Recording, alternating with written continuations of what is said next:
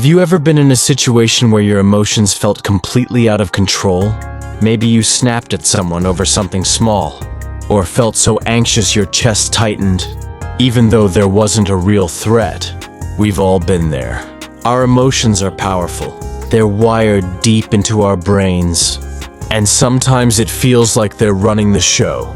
But what if I told you that emotions aren't meant to control us? They're meant to guide us, and with the right understanding, you can actually learn to manage and channel them instead of being overwhelmed by them. Emotions are not random. They're signals built into us through millions of years of evolution. Fear tells us there's danger. Anger signals injustice or frustration. Happiness motivates us to repeat behaviors that are good for us. Even sadness plays an important role. It helps us slow down, process pain, and seek support. But when emotions become too intense or too frequent, they stop helping us and start hurting us. Understanding this difference is the first step toward emotional control. Think of your emotions like waves. They rise, peak, and eventually fall. Most people either try to fight these waves or get swept away by them. But what if instead you learn to surf them? Emotional control doesn't mean never feeling emotions. It means riding the wave instead of drowning in it. You're not trying to stop the ocean. You're learning how to move with it. To understand this better, let's look at what's happening in your brain when you feel emotions. At the core of your emotional experience is a small almond-shaped structure called the amygdala. It's like your brain's alarm system, constantly scanning for threats and reacting in milliseconds before you're even fully aware of what's going on. That's why you can feel fear before you consciously realize there's danger. This system kept our ancestors alive, but in the modern world, it often overreacts. A critical email from your boss isn't a tiger in the bushes, but your body might react as if it is. Then there's your prefrontal cortex, the part of your brain responsible for logic, reasoning, and self-control. This is the part of you that can analyze situations, plan ahead, and decide how to act. Emotional regulation is all about strengthening the connection between this rational part of your brain and your emotional alarm system. When you understand that your feelings are signals, not facts, you create a gap between the emotion and your reaction. And in that gap lies control. Most of us are never taught this growing up. We're told things like don't cry or calm down, as if feelings are a weakness. But suppressing emotions isn't control. It's like putting a lid on boiling water. Eventually it spills over. Real emotional intelligence is about noticing what you feel, understanding why you feel it, and then deciding how to respond. Picture this. You're stuck in traffic, running late for an important meeting. Your hands tighten on the steering wheel. Your heart starts pounding, and frustration rises.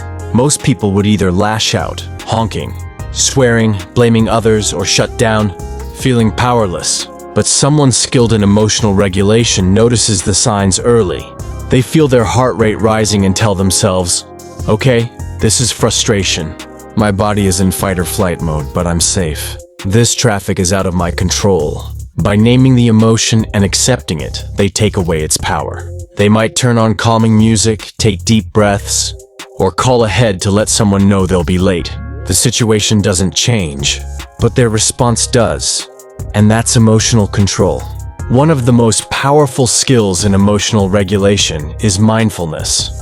And before you roll your eyes, mindfulness isn't about sitting cross-legged in silence for hours. It's about paying attention to your breath, your thoughts, your body, and your surroundings without judgment. Studies show that mindfulness physically changes the brain, strengthening the prefrontal cortex and calming the amygdala. This isn't just theory. Brain scans prove that people who practice mindfulness are less reactive and more emotionally stable. Imagine being able to pause between feeling anger and exploding in rage. That pause is where freedom lives. Another important part of controlling emotions is understanding triggers. Triggers are like emotional landmines. People, situations, or memories that spark a strong reaction. Some triggers are obvious, like a person who constantly disrespects you. Others are hidden, like a tone of voice that reminds you of childhood criticism. The more aware you are of your triggers, the more power you have over them. Think of it like turning on a light in a dark room. Suddenly, you can see where the obstacles are, and you don't trip over them. But emotional control isn't about becoming a robot. You don't want to shut off your feelings completely. Emotions are what make us human. They're deeply tied to our relationships, creativity, and sense of purpose. Without emotions, life would be empty. The goal isn't emotional suppression. It's emotional mastery. That's why people who are truly emotionally intelligent often come across as calm, confident, and compassionate. They feel everything deeply, but they don't let those feelings dictate their every action. Here's another perspective. Emotions are messages from your subconscious. They often rise before your conscious mind catches up. When you feel uneasy around someone, that's your body telling you to pay attention. When you feel excited, your brain is signaling opportunity. By listening to emotions without being ruled by them, you tap into one of the most powerful forms of intelligence: intuition. Emotional mastery is about balancing logic and intuition, using your head and your heart together. Consider this example. A professional athlete preparing for a championship game feels nervous. Their heart is racing, palms sweating, and their mind is filled with "what if I lose" thoughts. Many people think this nervousness is a sign of weakness, but elite performers are trained to reinterpret it. They tell themselves, "This isn't fear. This is excitement. My body is preparing me to perform." The physical sensations don't change, but their meaning does. And that shift in mindset can completely change the outcome. This is a prime example of emotional reframing, one of the most powerful techniques for emotional control. Think about your own life. How many times have your emotions made you act in ways you regret? Maybe you sent a text you wish you hadn't, made a decision in anger, or froze in fear when you needed to act. The good news is, your brain is adaptable. Neuroscientists call this neuroplasticity, the brain's ability to rewire itself. By practicing emotional regulation strategies consistently, you can literally reshape how your brain responds to stress. Breathing techniques are a simple but scientifically proven way to calm emotions. When you take slow, deep breaths, you activate the parasympathetic nervous system, the part of your body responsible for relaxation. This sends a signal to your brain that you're safe, lowering your heart rate and calming your mind. It's like hitting a reset button on your nervous system. Many psychologists recommend a simple technique called box breathing. Inhale for 4 counts, hold for 4 counts, exhale for 4 counts, hold again for 4. Even a few rounds of this can change how you feel almost instantly. Another powerful tool is self-talk. The way you speak to yourself matters. When you're angry, anxious, or sad, your inner dialogue can either fuel the fire or calm it down. Research shows that talking to yourself in the third person, like saying, "You're okay, you've been through worse, you can handle this," can create emotional distance and help you regain control. This is something elite performers, therapists, and even soldiers use to stay grounded under pressure.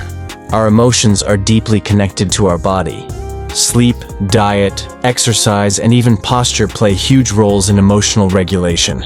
Ever noticed how being tired makes you more irritable?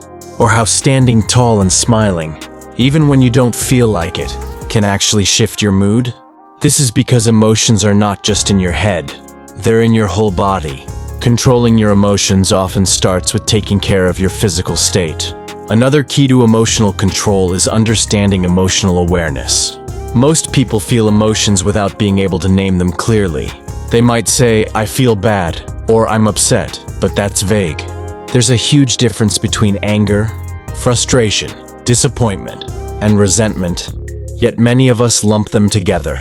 Studies in emotional intelligence show that simply naming your emotions, called emotional labeling, reduces their intensity. For example, saying to yourself, "I'm feeling anxious because I don't know how this meeting will go," activates the logical parts of your brain and lowers the emotional charge. Naming emotions is like turning a wild, blurry picture into a clear image. Once you see it clearly, you can handle it better. Think of it like this. Emotions are like weather patterns. Some days are sunny and calm, others are stormy. You can't stop the weather from changing, but you can prepare for it. When you sense a storm coming, you grab an umbrella, check the forecast, and adjust your plans. Emotional awareness works the same way. By noticing your emotional forecast, you can plan how to respond rather than being blindsided by emotional storms. Let's talk about emotional triggers a little deeper, because this is where many people lose control without realizing it. Triggers often come from past experiences or deep-seated beliefs. For example, maybe you had a parent who constantly criticized you, so now even constructive feedback feels like a personal attack. Or maybe you grew up feeling ignored, so when a friend doesn't respond to your message, your brain interprets it as rejection. These patterns run in the background like old software, influencing your reactions today. Emotional mastery means bringing these unconscious triggers into your conscious awareness. You can't reprogram what you don't understand. This is where self-reflection comes in. Journaling, therapy, or even honest conversations with trusted friends can help you uncover your emotional patterns. Imagine your mind as a map. If there are emotional landmines, you need to mark them clearly so you can step around them, instead of detonating them every time. People who seem calm under pressure often aren't naturally chill. They've just done the work to know themselves deeply. There's also a huge connection between emotions and thoughts. Your feelings don't just appear out of nowhere. They're often fueled by your interpretations of situations. Psychologists call this cognitive appraisal. For example, two people can experience the same situation, a job rejection, let's say, and have completely different emotional reactions. One person might think, "I'm worthless, I'll never succeed," leading to sadness and hopelessness. Another person might think, "This is a setback, but I can learn from it," leading to resilience. The event is the same. The interpretation is what changes the emotional response. Learning to question your thoughts is one of the fastest ways to control emotions. Cognitive reframing is a powerful technique here. Instead of accepting your first thought as truth, you pause and ask, "Is there another way to see this?" For example, instead of thinking, "This person insulted me because they hate me," you could reframe it as, "They might be having a bad day, and this isn't about me." That doesn't excuse bad behavior, but it prevents you from spiraling emotionally. When you realize you can choose your perspective, you regain emotional power. Here's another fascinating fact. Emotional regulation is contagious. Ever walked into a room where someone was furious, and suddenly you felt tense? Or been around someone calm and felt yourself relax? That's called emotional contagion. We're wired to pick up on other people's emotional states. This means that your ability to control your emotions doesn't just benefit you. It influences everyone around you. Leaders, parents, and teachers who stay composed under stress create a ripple effect of calm for others. This is one of the reasons emotional intelligence is highly valued in workplaces. It's not just about being nice, it's about emotional stability, influencing group dynamics. The opposite is also true. If you constantly let your emotions control you, people start to sense it. Emotional volatility makes others feel unsafe, even if they can't explain why. Think about it. When someone is unpredictable, people walk on eggshells around them. Emotional regulation builds trust, because people know you won't overreact or lash out. It's a sign of strength, not weakness. But here's the thing. Controlling emotions doesn't mean ignoring them. Imagine you're holding a beach ball underwater. You can push it down for a while, but eventually it pops up with force. Suppressed emotions work the same way. If you pretend you're fine all the time, those feelings don't disappear. They build up until they explode, often in unhealthy ways. Emotional mastery is not about bottling up feelings. It's about processing them in a healthy, measured way. One way to do this is by practicing emotional release. Physical activity, art, writing, or even having a good cry can help emotions move through your body instead of staying stuck. Emotions are energy, and that energy needs an outlet. Many people feel lighter and clearer after expressing themselves because they've given their emotions a safe path out. Another fascinating aspect of emotions is how much they are tied to your body's nervous system. When you're angry or anxious, your sympathetic nervous system kicks in. This is your fight or flight mode. Your heart races, your breathing quickens, and your body is ready to fight or run. But there's another system, the parasympathetic nervous system, often called the rest and digest system. The more you activate this system, the easier it is to calm intense emotions. Practices like yoga, deep breathing, and meditation aren't just trendy wellness fads. They're scientifically proven to engage this calming response. Let's dive into emotional intelligence a bit more because it's at the core of controlling emotions. Emotional intelligence, or EQ, isn't just about being nice. It's the ability to recognize emotions in yourself and others, manage your own emotions, and respond appropriately in social situations. People with high EQ don't avoid emotions. They use them strategically. For example, if they're nervous before a big presentation, they might channel that nervous energy into excitement. If they're angry in a negotiation, they might use that anger to set firmer boundaries without losing control. Some of the world's most successful leaders and performers aren't the most logical or the most talented. They're the ones who can stay composed under stress and inspire others emotionally. That's the power of emotional intelligence. It's a skill you can develop, and it starts with awareness. When you catch yourself about to react emotionally, pause. Even a few seconds of breathing or reflection can change the entire outcome of a situation. There's a famous quote by Viktor Frankl, a psychiatrist and Holocaust survivor, that sums this up beautifully. Between stimulus and response, there is a space. In that space is our power to choose our response. In our response lies our growth and our freedom. Emotional mastery is about finding and expanding that space. Let's also talk about emotional regulation in relationships, because this is where it really gets tested. Think of the last argument you had with a friend, partner, or coworker. Did you feel your heart race, your voice rise, and your mind spin? That's your emotional brain taking over. In these moments, we're wired to defend ourselves, not to listen. But emotionally intelligent people train themselves to pause, breathe, and get curious instead of defensive. Instead of reacting with, "You're wrong," they might ask, "Why do you feel that way?" This doesn't mean you agree with them, but it stops the emotional escalation. Relationships thrive when both people feel safe to express emotions without fear of an explosion. A big part of emotional control is also self-compassion.